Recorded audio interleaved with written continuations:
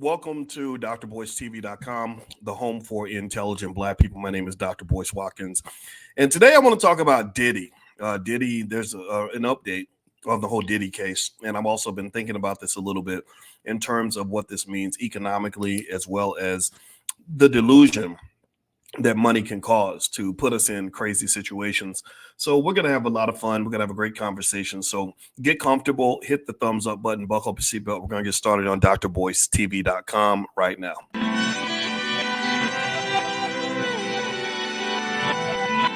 Here we are, clan the isms, cataclysm, great. Our people out here struggling, trying to make it in this state. Everybody out here doing it, but we the ones who late. Now family, we the ones who gotta delegate. Get that money in the power, never be fake. Stick to cosign for 3. What did he say? Create jobs, support our own. Educate the same and buy back your home. Got 3 degrees, triple 10. 3 PhDs, now we on the CNN. DBTV, let's talk about negligence. Ignorance is bliss, but we can turn it to intelligence. Believe none of what you hear, half of what you see. Let's break it down here on Dr. Boyce TV. Here we are. Hey, what's going on, guys? Welcome to drboycetv.com, the home for intelligent Black people. My name is Dr. Boyce Watkins. And I want to say hello to everybody that's in here. Give me a guess if you can hear me. Let me know if you can hear me okay. And also shout out the city you're from. Hey, Mojo, how are you? And also don't forget this podcast is on Spotify and Apple. So if you look up my name on Spotify and Apple, you will find me there. Now, let's jump into the topic. Today, I wanted to dig a little bit deeper into this whole thing with Diddy. As you know, Diddy is is really going through it. He's really under a lot of pressure right now. His homes have been raided. We know about this. And also a lot of other things have happened that have really made me think. And I thought about a couple of things. First off, from a financial standpoint, you guys know I'm a finance professor.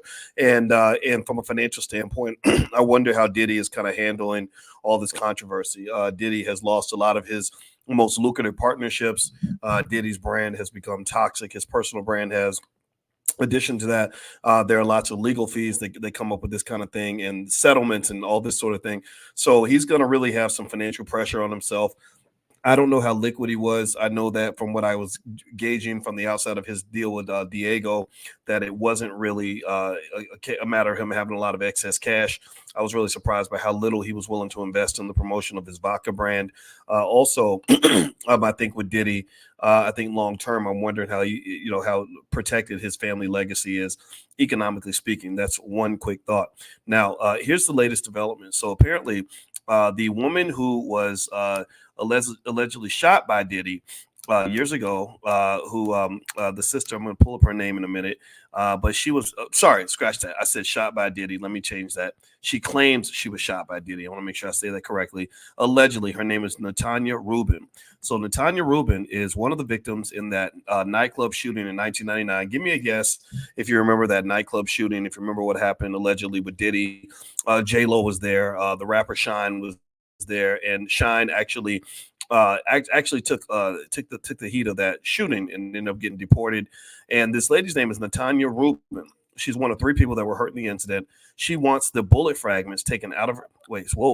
Natanya Rubin, one of 3 people hurt in the 1999 incident, wants the bullet fragments taken out of her face for ballistics evidence because she wants the case reopened. So this woman, this 53-year-old woman, says, "Get in my face and pull out the bullet fragments so that we can prosecute Diddy for shooting me." She says, "I'm willing to have a doctor remove a part of the 9mm bullet in my face so that they can use it as evidence if need be for this trial, and it may cost me my life." So this Black woman is willing to risk her life in order to prove that Diddy was the shooter in that nightclub incident. I don't know if y'all agree with me, but I think this is kind of heavy. This is a big deal. It sounds like she's really, really serious, and she's deeply committed to proving that Diddy was one of the shooters, or if not, or I guess the shooter in that incident, that other people took the hit for her. I don't know if she was ever offered any kind of financial compensation. My heart goes out to her. I mean, this just sounds terrible. I cannot imagine living the rest of my life with bullet fragments in your face. Just the thought of getting through the airport alone with bullet fragments in your face. I mean, you can only imagine what this poor lady has gone through. And I'm gonna tell you, it makes me really sad. I remember when I was, I grew up, I came of age in the 90s. And I remember in the 90s, I remember how many friends I knew who got shot at the club, shot somebody at the club, or went to prison over something that happened at the club. And so in my mind, I remember thinking going to the club is just not something that's safe to do. And I think that kind of happened mostly like when hip hop kind of went violent. When hip hop kind of became this space of gangsters and killers, and we started glorifying thuggish behavior, we started looking up to people because they were willing to go kill another black person, which I think was incredibly unhealthy, incredibly toxic for the community. Well, this young lady, unfortunately, Natanya, is an individual who says that she was victimized by this thug culture, that she was actually exploited by this, and I really find it very interesting that she's willing to put her life on the line to have the bullet fragments from that shooting pulled out of her face just to prove that Diddy did this. Now, I don't know if y'all agree, but I think this is a big problem for Diddy. I think what's interesting is that, if you remember, Diddy used to say more money, more problems, right? So he always used to say that. And I think that's an interesting financial lesson, and I don't disagree. I do think that when you have lots of money, you do have lots of problems. And what's fascinating to me about this is that this is just one of a few problems that Diddy has. This is not his biggest problem or his most prominent problem. His house getting raided is another big problem. And then also there's a lot of weird stuff that sort of has come out of that whole conversation. So for example, one thing I've always been wondering, this is just me, black man to black man, in terms of thinking about Diddy, is why hasn't there been an arrest warrant issued? Why has nobody been arrested?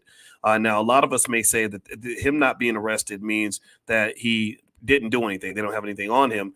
I kind of look at it a little bit different. It could be the case that he's not arrested because maybe he's working for the feds. Again, I'm not saying that he's doing this or not, but I think Kanye, who tends to speak a lot, Kanye actually said that he was working for the feds. Now, here's what gives some credibility to what Kanye is saying. What gives credibility to what Kanye is saying is that I find it very odd when a person has been accused of so many horrible crimes. They've been in so many crazy situations, going all the way back to Tupac.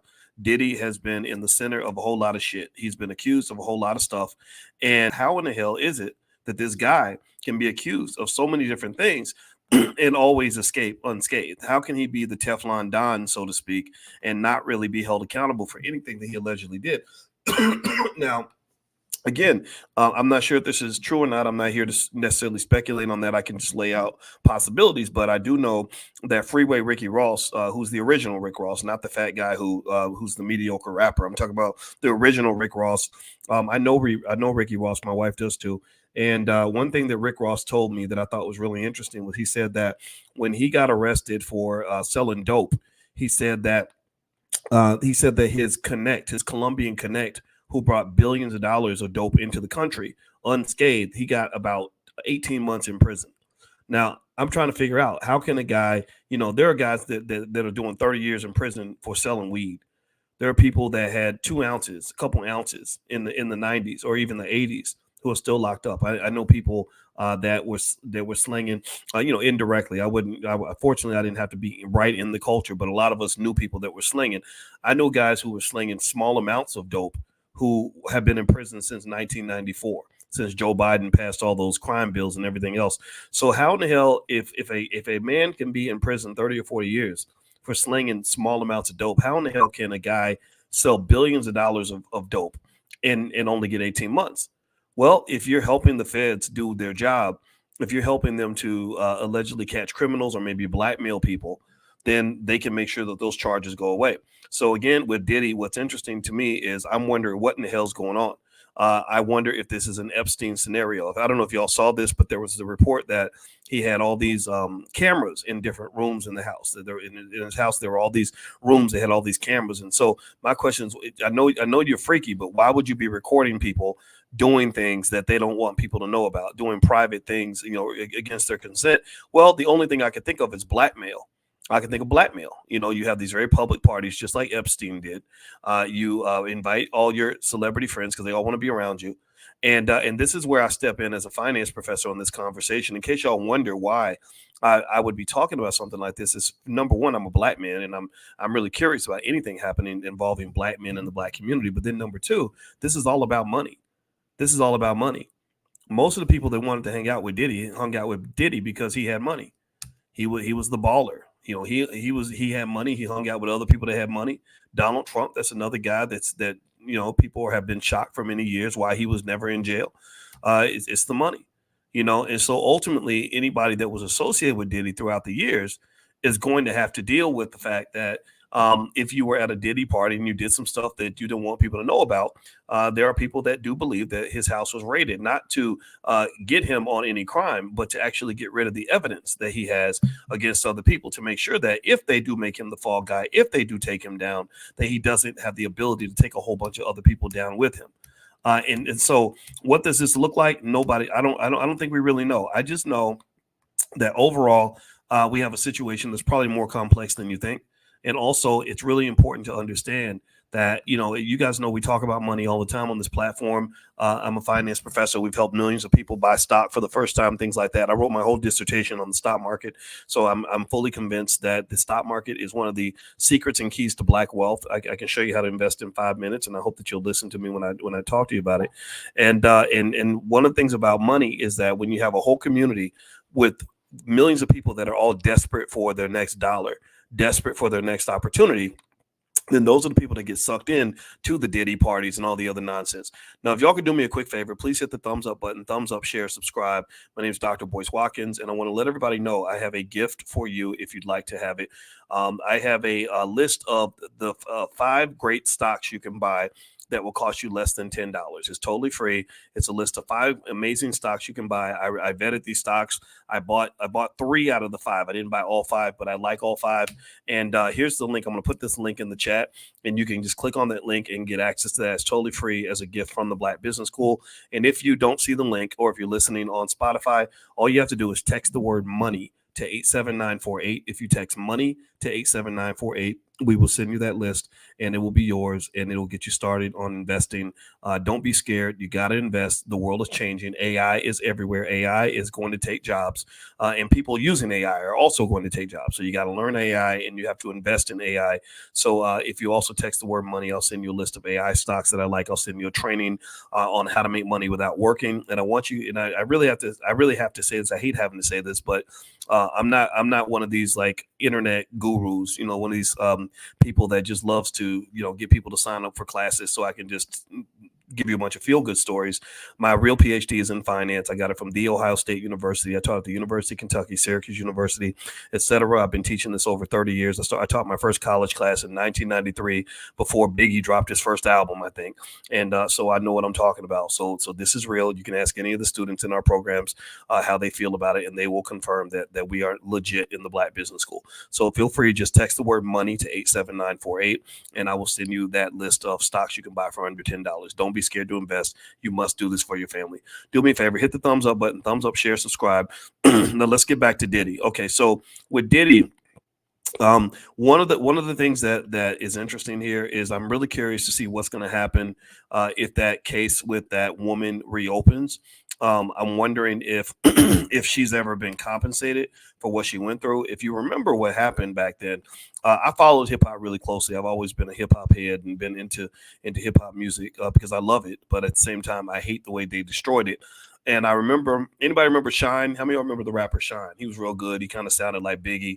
We got the bad boy for weeks, bad boys. In the trunk for weeks, bad boys. I can't do my Shine imitation, but he had that real nasally voice. He talk like this. He sounded like he needed to blow his nose, but you couldn't look at that way, But anyway, so Sean was Diddy's great protege after Biggie died, and I think a lot of people liked him because he reminded them of Biggie. And on the night of that shooting, Sean apparently was the guy who took a lot of the blame and the heat for it. He ended up getting deported, and he seems to have he seems to not feel so good about his experience with Diddy and Bad Boy and all that. And this is a sister who got shot in the face, and she still has bullet fragments in her face. Her name's Natanya Rubin. And I think it's very important to remember the individuals that were victims of hip hop, victims of toxic hip hop. Not all hip hop. I'm talking about toxic hip hop, right? This toxic hip hop culture has gotten people killed. It's celebrated the genocide of Black people. It celebrated ignorance and immaturity amongst black men. You got a lot of 50-year-old teenagers out here, 40-year-old teenagers that just embarrass the community. Your men are supposed to be men. They're not supposed to be stupid little punks that run around shooting black women in the face. I don't know about y'all, but I think this is embarrassing. This is not who we're supposed to be.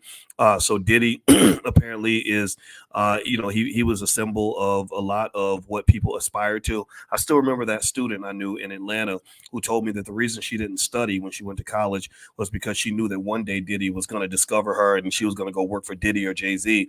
And I thank God for her benefit that it never happened, because if she went to work for Diddy, only the Lord knows like what she would have been forced to do to keep her job. And so this is one of the reasons why you don't want to send your little girls out into the world financially desperate. If you send your children out into the world financially desperate, they're gonna have little stupid pipe dreams like that. So the little silly pipe dreams like, oh, I'm gonna go work for Diddy, I'm gonna work for Jay-Z, and they put these people on pedestals and they just admire them like they're gods. And then you get close to God and you find out God ain't nothing but the devil.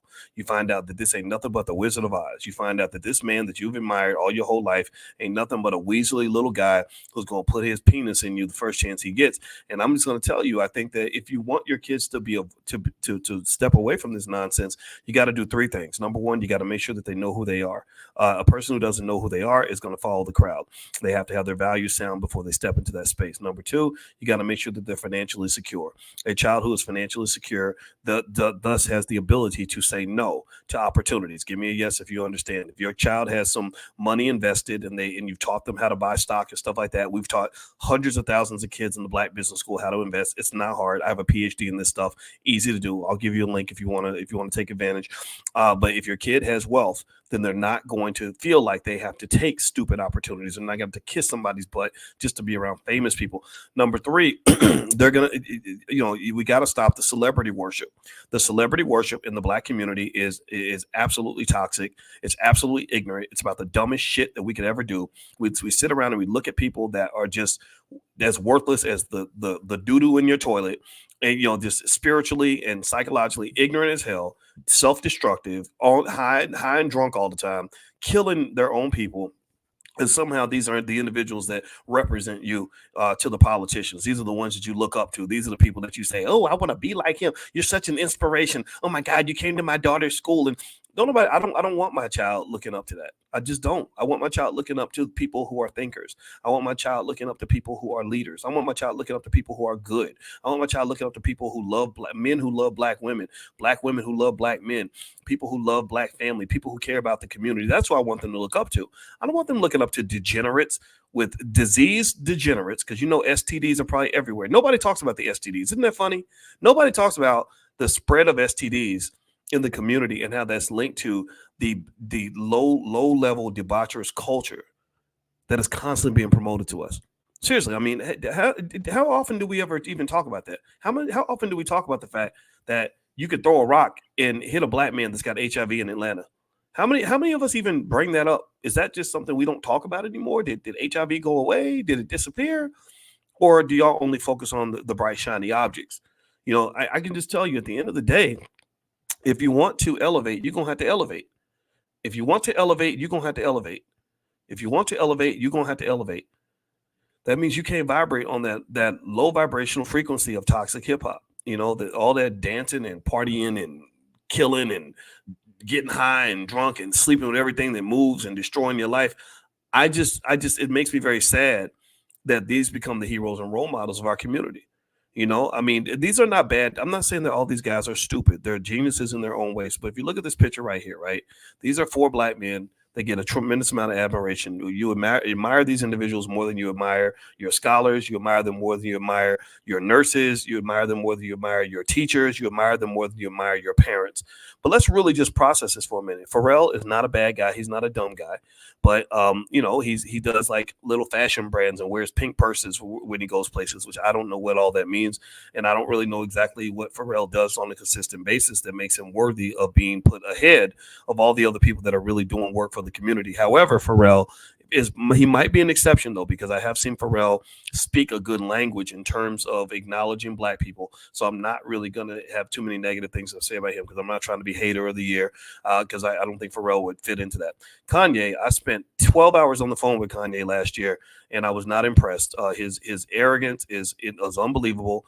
He's not focused. He needs a therapist and lots of medication, and he wastes a lot of money. He literally ran through billions of dollars, probably over $1 billion of money that could have been used to build schools and businesses in the black community, but instead he wants statues built of himself because somehow somebody told him that he was more important than Jesus. Well, no, you're not, brother. You ain't that important. You are a black man just like the rest of us. And the reality is that if you ain't serving your people, you ain't serving nothing. Serving yourself means absolutely nothing to anybody except for you. Diddy, we don't have to talk about Diddy. I think Diddy has always been a guy who runs his mouth a lot. He's always been loud and flashy and almost like clownish in his behavior. He's what I call the Black Peter Pan. The Black Peter Pan is the guy who just simply goes around and dances around like he's 25 years old, even when he's 50, and you never see much development and growth and evolution in him. It's always been dancing, holding liquor bottles, getting ready for the next party, trying to be the cool guy in the room. And the question is, did anybody send you a memo to tell you that it's no longer 1998? 1998 called, and they really need you to grow up and realize that's 98 is the past, brother. It's not 98 anymore. It's 2024. You are old enough to be a grandfather, dude. We're looking for some evolution. Teaching black men to be more immature than some of us already are is not a benefit to us. Our women need leaders. They need men. They need strong, intelligent men that want to lead the community and make the world a better place. They don't need guys who are holding up liquor bottles, sleeping with everything that moves, and being incredibly irresponsible in our behavior, dancing around like your 12-year-old girl, and all this other nonsense. It's silly. It's goofy. So even before all the stuff happened with Diddy, I remember looking at him and saying, oh, yeah, he's just talking. I don't really respect that. I don't respect men who just talk. I respect men who actually do things and get things done and make people's lives better around them. Jay-Z is a mixed bag. I've seen Jay-Z's evolution in a positive way. I spent about 4 hours on the phone with a guy in 2014 who was Beyonce's road manager. And this guy who was Beyonce's road manager, someone introduced him to me because they wanted him to talk to me. He spent all that time trying to convince me that Jay-Z was pro-black and that Jay-Z cares about the black community and all this other stuff. And I said, I agree with you. I don't have any problem with what you're saying. However, I need to see that. I need proof. I said, because here's the deal. You can't get mad at ignorant people for being ignorant. An ignorant person, don't get mad at ignorant people in your life, because ignorant people, they're too ignorant to know how ignorant they are. They just don't know. They don't know. So you must forgive them, for they know not what they do. Now, here's the problem I have. Here's what drives me crazy. Here's what I can't stand. While ignorant people, I can forgive ignorant people for being ignorant. What I cannot stand is when an intelligent person pretends to be ignorant so they can fit into what has been falsely defined as black culture. See, they tell you that your culture is an ignorant culture. They get you thinking that to be a black man and to be cool and to be hip and to be fly, you got to just be a damn buffoon. You got to be a clown. You can't even be able to spell your mama's name. You got to walk around here, stay high and drunk and kill yourself at an early age. You got to be a horrible father. You got to be as irresponsible as hell. So the world looks at you as a black man as nothing but a damn child. And so I told him, I said, Jay-Z seems like a smart guy. He's obviously a brilliant lyricist. But I told this guy who I don't remember his name. I think he said he was Beyonce's road manager. I believe him. I said, the problem is not who you are. The issue is what do you present to the world? It doesn't matter. I could be a good person, but if I'm a good person who does terrible things, then I'm a bad person, because you are what you do. You are not what you are. You are what you do. So I said, if Jay-Z is really all about black people and advancement and all these other things as you say, then why didn't he rap about it? I don't understand that. I don't understand why we will go give white people the best of us and then give black people the worst of us. While we feel like in order to connect to the black community, you got to be in the goddamn basement. You got to be as ignorant as hell, backwards, a day late, $1 short, stupid, powerless, weak, blind, deaf, dumb, and just off the rails. I don't get it. I don't understand that. Right. So what did happen after that, and I give Jay a lot of credit, is that he released that song 444. If you remember, 444 was all about economic empowerment, financial literacy, stuff like that. I thought that was great. I thought that was progress. I was not asking him to become a Boyce Watkins. Lord knows nobody wants another one of me. I'm only one of me is enough. But at the same time, I just felt like, come on, man, you have all this power, bro. You could change the freaking world. And yet you're spending all your damn time trying to impress white people at art galleries and punk ass fashion shows and all this other corny stuff that nobody can relate to. Why aren't we good enough to get the best of you? Why are we not worthy of that? Why are we not worthy of your attention? Kanye, why are you off doing fashion shows in Paris for millions of dollars, but you somehow don't feel like we're worth your time? I know you got little Japanese kids buying your ugly ass overpriced shoes and those damn Yeezys. They probably cost 25 cents to make or whatever. But still, man, like this is what happens. You have people outside of your culture that feel like they have the right to shape it. And the way they shape it is they shape it with their money. They use their money and their capital to literally create these super powerful men and women who are, some of whom are just lost and ignorant and destructive. I went to 50 Cent's page and I was on 50 Cent's Instagram. 50 Cent has a lot more Instagram followers than I'll ever have. I had 500,000. They took down my page, I guess, because I was too radical. And then I got another page and I have about 100,000, which is not bad, but it's not 50 Cent. 50 Cent has 31 million followers. And I'm sitting here thinking, what is this man doing with all this enormous amount of power? What is he doing? So I go through his content, and every piece of content looks like it was made by a fucking 12-year-old. Everything I see is him toxically attacking his ex, because I guess his ex got named in Diddy's lawsuit as a sex worker or something. So he uses that term little sex worker over and over. These little sex workers. And every single post, it's about the little sex workers where he's taking stabs at his ex. Now, I want y'all to understand just how immature and fucking pathetic this makes the black man look. It makes us look stupid because here you're sitting on a massive amount of power. You could elevate an entire generation by sharing information that's going to empower them and make their lives better. You could change the freaking world. But because you don't know who you are, and because the white man told you that your job is to be a damn clown, you don't even know where to sit, what throne you're supposed to be in, and how to put on your own damn crown. You don't even know who you're supposed to be. You're supposed to be a king, but for some reason, you love being the court jester. The clown could never be the king, and the black man is relegated to being the clown. That's what we are. It's like, as long as we're entertaining white folks, then we have a place in American society. When we get to the point where we're trying to empower black people, then that's when you get cast out. So I would just say this, and again, I have to be thoughtful because I know that people sometimes hear what I have to say. I don't know if anybody pays attention to me or not. I just don't care. But I would say to him, I'd say, come on, brother, you got 31 million followers. Can we make like every other post something that's going to improve their lives? Half of them are slaves to the white man. They got to go to some damn job that they hate every day. They're depressed. Depression and anxiety is at an all-time high. Many of them are diseased because they're copying sloppy ass rappers and their sexual habits and having sex with everything that moves. We got a baby mama, baby daddy problem where black men and black women hate each other and can't even build families. You got mental health crises in the black community. You have people that can't afford to pay the bills. You got people out here whose families are falling apart. You got people out here whose health is deteriorating.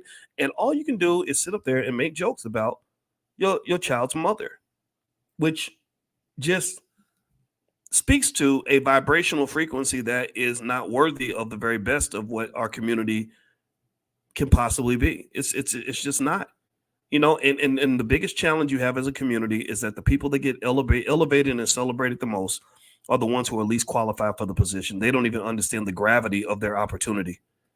I'm not saying that any of these guys on the screen are like that. Again, with Jay-Z, he's a mixed bag. He's done some good things, although I do think he's being used as a puppet by the NFL. I think he was used by the NFL to replace Colin Kaepernick. So in order to deal with the Colin Kaepernick controversy, they said, let's get a Negro up here that can actually let black people perform, because we love to see black people sing and dance, but we don't want them to have any real power, but we will let him pick people for the Super Bowl halftime show.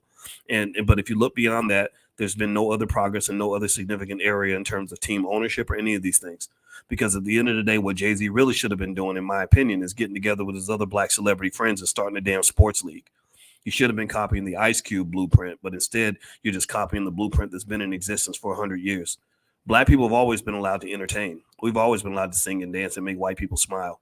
That's always been something that we've been allowed to do. We'll always be allowed to do that. There's nothing revolutionary about that. There's nothing interesting about that. It's just a replay of the same old song. So really, at the end of the day, what I'm saying to you is that when I look at the stuff with Diddy, 35 years of dancing and partying and sexing and drugging and literally doing nothing productive for anyone, not even making good music. I mean, the man ain't had a hit since Biggie was alive. It makes me wonder, like, what's all this for? What's all this for? All the while that certain individuals are becoming billionaires, literally reaching billionaire status, you've seen almost no progress in the Black community. Tell me if I'm lying.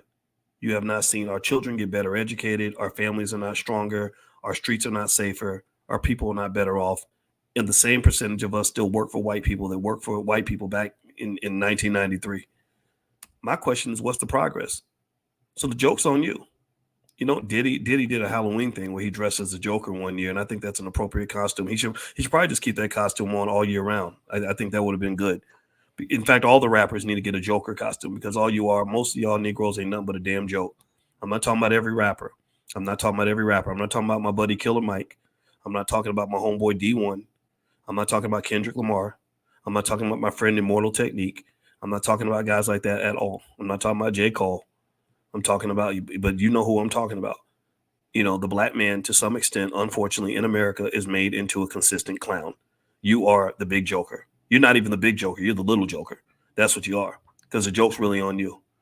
And you're always little next to the power of white supremacy and the white male. The white male is the alpha. He makes you into the beta because you never really found out who you are, and you're afraid to even be who you are because the punishment is so severe and you're scared. Anyway, guys, do me a favor. Please hit the thumbs up button. Thumbs up, share, subscribe. My name is Dr. Boyce Watkins. You're watching drboycetv.com, the home for intelligent Black people. I have a new book out. It's called The 10 Commandments of Black Economic Power. You guys know I'm a finance professor, and this book is an Amazon bestseller, so thank you guys for supporting it.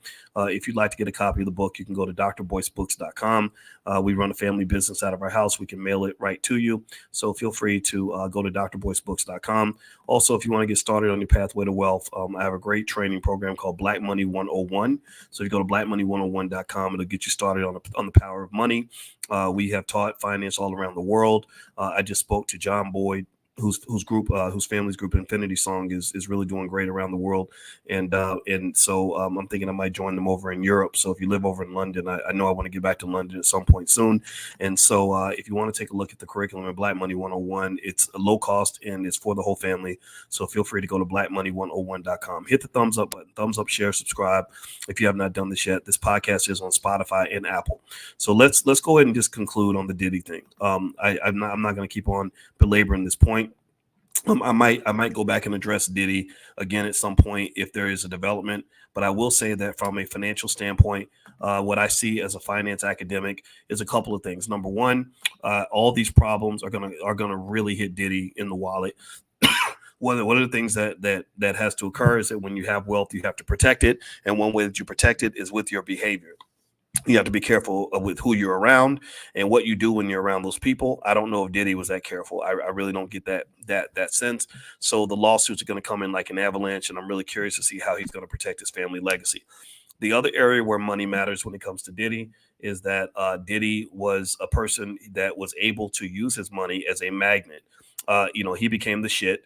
And flies get attracted to shit. So people wanted to fly, they were attracted to him like flies on shit because he had all this money. And what happens, similar to Jeffrey Epstein, is that when a person has lots of money, we tend to trust them. We want to be around them. Women want to have sex with them. Some men want to have sex with them. And unfortunately, some of these people with money are using the money to lure you into situations that are not going to be beneficial to you. Also, I'm going to say this, that similar to Epstein, I admit I'm very curious as to why Diddy has never been charged with any crimes. Some people may say that it's because he didn't do anything. I think that you might be a bit delusional. I think that Diddy has always been under suspicion for a very long time. And the biggest question people always had is, how does he keep dodging consequences? How does he keep getting out of stuff?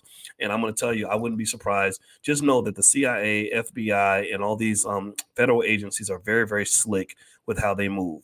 There are lots of people who could be in jail, could be dealing with problems from the government or whatever, where their problems miraculously go away if they start playing the political game. If they start running out doing vote or die campaigns and stuff like that, and they corral the black community to do what they want black people to do, then what they do is they return the favor in a quid pro quo style fashion and say, okay, we'll make sure that you never get any problems on this particular issue if you help us solve this problem over here. So ultimately, do I think something sinister is going on? The answer is absolutely yes. Do I believe that there's some sort of conspiracy related to Diddy? The answer is absolutely yes. The question is, what is the conspiracy? I don't know what it is, but I think for those of you that believe that the conspiracy is that they just want to bring a great black man down, I think you're wrong on that, because Diddy was never a great black man. Diddy was just a loud black man. He was never a great black man. He was just a black man that danced a lot. Diddy was never a great black man. He was just a black man that white people put on TV. And what you all do is you make the mistake of thinking that a black man is great because white people put him on TV. And so what they do to play with your head is they will take the loudest, most buffoonish, most backward thinking Negro, and they will put him on TV, make him world famous, give him a bunch of money, and you will think that that person is your leader. And I will just say to you that you have to stop doing that. We cannot look at some Negro on TV and say, you're my leader, just like a 3-year-old who looks at every man that walks through his mama's door and says, are you my daddy? Are you my daddy? Are you my daddy? No, that's not, no, that none of those men are your daddy. Right. So none of these people are your leaders. None of them are your leaders. And the reality is, as much as it may sound like I'm being hard on Jay-Z or Diddy and these other guys, I don't want to be hard on them, because the truth is they didn't ask to be your leaders. They didn't ask to be black leaders per se. Diddy did position himself as some sort of a political leader, but if you were smart, you didn't let Diddy decide who you're going to vote for. You decide who you're going to vote for. So this idea that the politicians want to meet with the rappers and they don't want to talk to the scholars, they don't want to talk to the thinkers, they don't want to talk to the political scientists, they don't want to talk to the teachers, they don't want to talk to the activists, they don't want to talk to the parents, but they'll talk to the damn rapper. That right there tells you how little they think of you. That tells you how little they respect you. That tells you how much they can't stand your raggedy black ass, because somehow you have been led to believe that somehow somebody is supposed to be a black leader because they made a damn song. That's ridiculous. So at the very least, whether you agree with me or not, I hope that we can walk away from this conversation at least agreeing that a black leader should not be a black leader just because he made a great rap song. That is absolutely the most ridiculous shit I've ever seen in my life. That makes us backward, boo-boo the fool. And if we think that way, if we continue to operate that way, then I can only say that we deserve everything we get. I believe you deserve better than that, though. And so I want to thank you all for at least lending me your ear and hearing what I have to say, because I know that I say a lot and I know that I'm a lot to absorb. So if I say something you disagree with, then just forgive me for that, and let's write that off and let's continue to be friends. So God bless you. Thank you so much for listening. I hope you guys have a great day. Just a reminder, if you want to see real black leaders, every year we gather for the All Black National Convention in Atlanta. If you'd like to join us, we're going to be October 25th to the 27th in Chicago, Illinois. If you'd like, it's outside of Chicago, actually, in a city called Lombard, Illinois. So it's a suburb of Chicago. If you'd like to join us, just go to allblacknationalconvention.com, and it's going to be really awesome. It's always fun, and we always bring experts. We bring the leading experts in the black community in every area, from health to wealth to relationships and beyond, to the convention. The rapper Killer Mike and David Banner, they joined us at the first convention. D1 has come to several conventions. We have billionaire Mike Roberts, the chairman of the Jordan brand, Larry Miller, lots of amazing people. So we'd love to have you as well. So just go to allblacknationalconvention.com. It's October 25th through the 27th. Also, I'm going to be in Los Angeles on April 19th for the Stock Options Summit. So if you want to learn about stock options and learn about investing, just go to stockoptionssummit.com. We're going to be in LA. Get on an airplane, come hang out with us. I will teach you everything I know about investing. And here's the deal. When I show you how to manage your finances at a high level, my PhDs in this stuff, then you can put yourself in a position very easily where your kids will never be desperate for money and end up having to become one of Diddy's little toys in order for them to pay the bills. Young people who are not financially desperate are able to make ethical decisions. Those who are desperate end up having to compromise. I don't want you or your family to have to compromise. I want you and your family to be free. I want you and your family to be strong. So remember, black power is economic power. Black money is black power. If you have no black money, then you cannot have black power, because in a capitalist society, money controls everything. So keep that in mind. God bless you. Thank you so much for listening. And also, last but not least, we do financial consciousness training every morning at 10 a.m. If you'd like to join us for financial consciousness training, just text the word morning to 87948. We call it Money Mindset in the Morning with Dr. Boyce Watkins. I do this every single morning at 10 a.m. Eastern, 7 days a week. We're going to do it tomorrow, even on Easter Sunday. So if you want to join us every morning and elevate your financial consciousness, vibrate on a high frequency, I will get you there. I promise. Just text the word morning to 87948 and bring your whole family. I got you. Take care, everybody. God bless you. Thank you so much for listening to me, and I hope you have a wonderful day. I'll see you guys soon. Peace.